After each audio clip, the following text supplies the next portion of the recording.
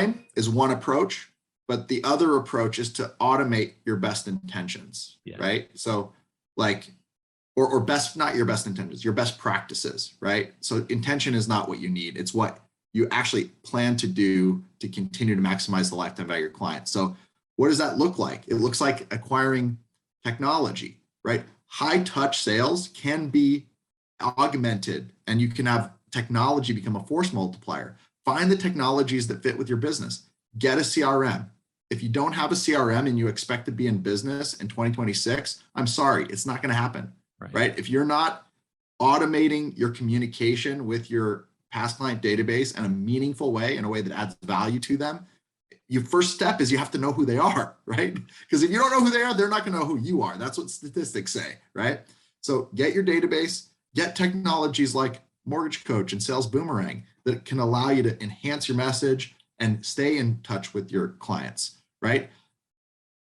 Automating the best practice through technology or through delegation, right? If it's not in your heart to be inspired and motivated to go out and hit your database hard and do your annual financial reviews, which is an absolute mandatory part of doing business in this current marketplace, what you're going to do is you will lose those clients to a $1.2 billion marketing budget. Yeah. And there's not just one of those out there. There's more than one out there that's trying to get your client.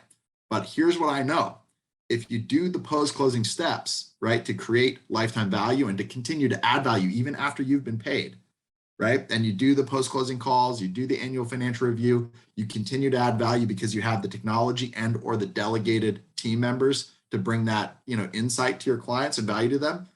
That 1.2 marketing budget's going to have a lot harder time getting over the mode of your business because you're going to have built a tribe. Yeah. And tribal currency trades at a different exchange rate than money.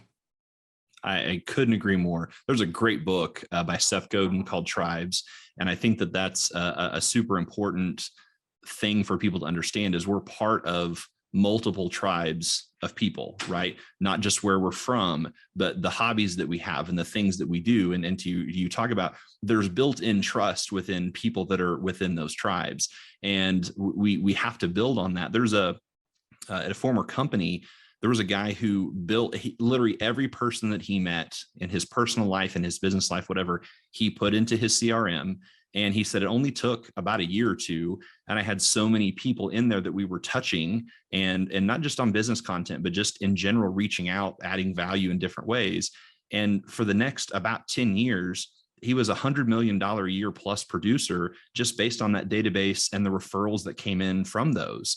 Because there was a tribe that he had created of people talking about things they had in common and offering value and building on that trust that was already built in.